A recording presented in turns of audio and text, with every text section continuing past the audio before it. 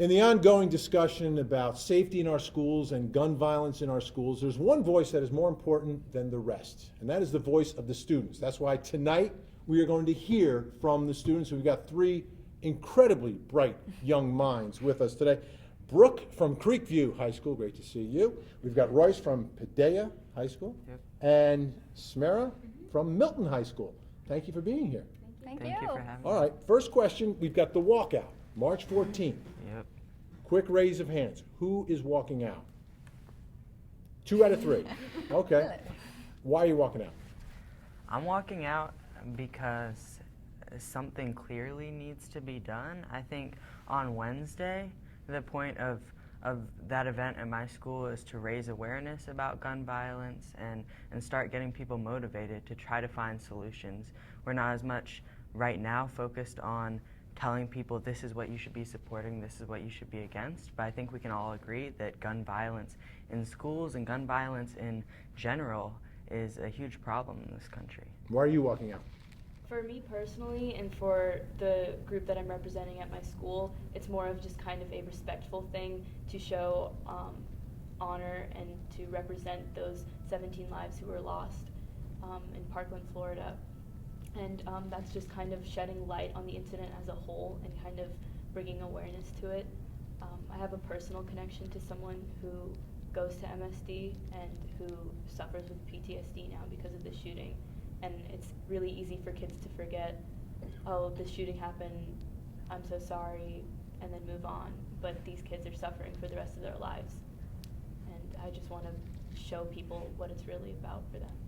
Brooke, you chose not to walk out. I'm not walking out because as much as I appreciate what they're saying, and I do believe that the walkout is more to remember the victims of the shooting, it's more that these victims were in school, so we have a right to be in school and we should get our education. And I will remember these victims in my own time by either praying or praying with my fellow students about this issue, but I don't necessarily think I need to, I don't want to say make a stand, but necessarily be like, hey, here's the issue.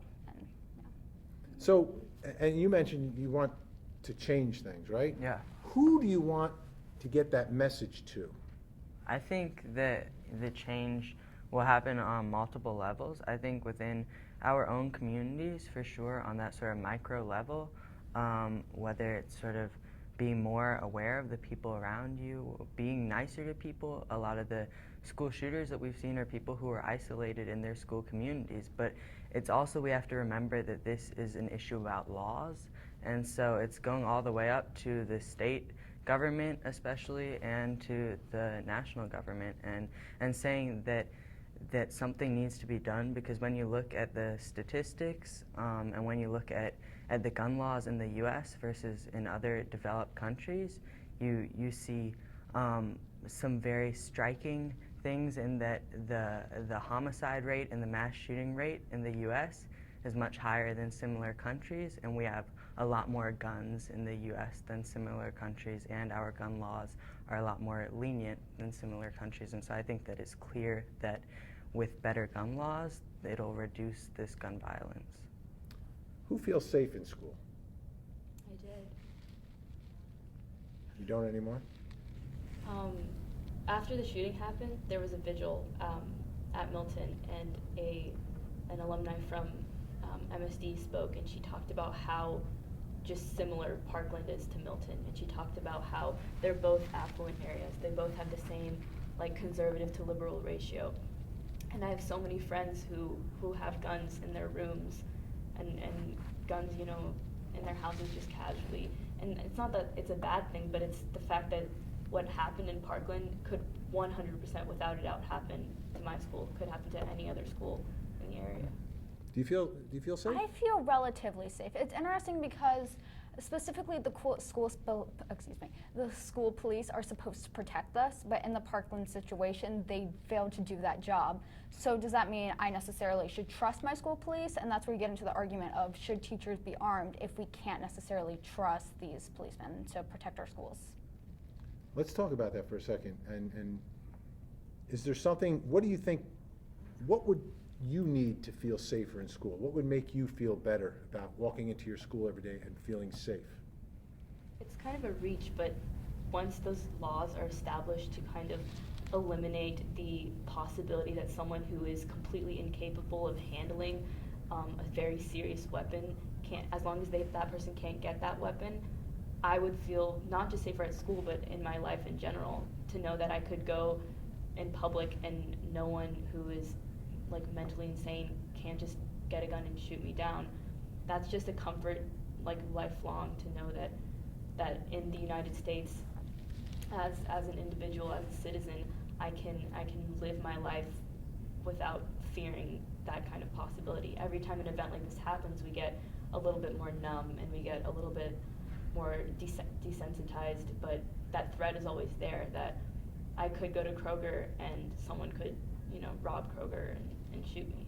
I could go to school and I could die for trying to get an education because some kid who should not have had a gun had a gun. What would make you feel safer? I think definitely better laws. I think what would make me feel safer is less guns and less of these guns that you see, like assault rifles and even like semi-automatic handguns, which actually account for the majority of mass shootings. Everybody talks about the assault rifles, but you have to look at these handguns as well. I think that it takes basically first grade level math to understand that when guns create death, more guns is going to create more death and more violence and more people are going to get hurt. And so I see teachers having guns and trying to get more guns into schools. That just doesn't make sense. And so I think it's looking at, I think it's as simple as less guns and less of these guns that are clearly meant for just killing. I mean, there are 300 million guns in America in itself, so there's no way that we can necessarily get rid of these guns. And the citizens have rights to have these guns. You can't just take them away because it's our Second Amendment right. But I think people who are going to get guns need to make sure that they're mentally stable and able to properly care for these guns. Like families get specifically certain assault rifles because it's the easiest way for them to protect their families if there was an intruder to come into their house and try to shoot them, because there's no way you can defeat the enemy if they have a better, per se, weapon than you. So as we look at this issue, and I think we all want the same thing, right? All students want to go to school and feel safe.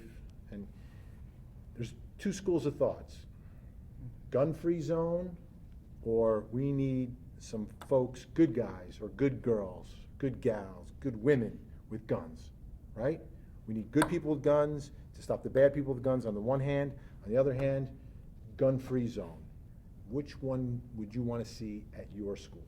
Gun-free zone. Gun-free? Gun-free zone. I think we need to have policemen who are going to protect our schools. You can't just put a sign in front of a school that says this is a gun-free zone, because clearly that doesn't work. So we need people who want to protect our schools and our children. I don't think bringing more guns into a school is going to help eliminate that issue. I think we need to bring more people who want to protect our schools into these situations, because in the Parkland situation, if the policemen aren't going to do their jobs, like, who can we really trust? The policemen were doing their jobs. They, I don't know if this was like how public this knowledge was, but again, I do have a friend who goes to Parkland, and one of her friends, Lorenzo, he matched the description of the shooter, and so the policemen were focusing their attention on him and holding him down and having him at gunpoint while the shooter was still free. Do you guys have enough safety training at your school? Do you think your school is ready if this happened? No, because I mean, there's different levels. When you say safety training, that includes like fire alarms and tornado drills and all that stuff, which is, cramming everyone in the school into a hallway or into an outdoor field. But then, like, during the shooting, you could pull the fire alarm. Someone could just walk into the field and shoot everyone who's in a nice, neat row for them. Like, there's a lot of flaws that just kind of fall through the cracks. In an intruder situation, the teachers are supposed to, like, close the doors and cover the windows and all that. But how effective is that going to be in real life situations when there's so many kids, scrambling in the hallways and there's just not enough actual legitimate training that we have access to as students to protect ourselves should this incident actually happen. Royce, I think do you have enough training at your school? You think your school I is think prepared? it's impossible to be prepared for that. I think my school does a fine job getting us as prepared as we can be. I think that it's a shame that we have to be doing these drills because it's treating the symptom of the problem, not the actual problem itself. And so I think there are ways to, while not ensuring that nobody with a gun will come into your school and try to shoot up your school, there are ways of greatly preventing it. And so I think that's what we should be looking at instead of how to try to reduce the deaths when somebody does come in. We should be trying to stop them from coming in with a gun in the first place. And I think that'll be done through legislation. And you think your school is ready? My school is taking this issue very seriously. During our first period class the other day, we went through a Code Red protocol, and my teacher specifically went through directions, and she did everything in her power to make sure that we knew what was going on. So we definitely, I don't want to say we're prepared because you can never be prepared for this situation, but it's definitely being taken care of, and everyone in my school is being very serious about the matter.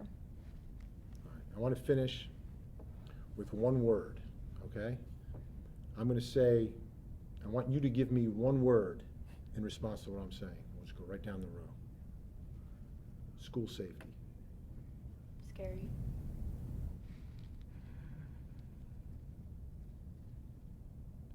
Legislation. Say improvement. Guns. Monitored.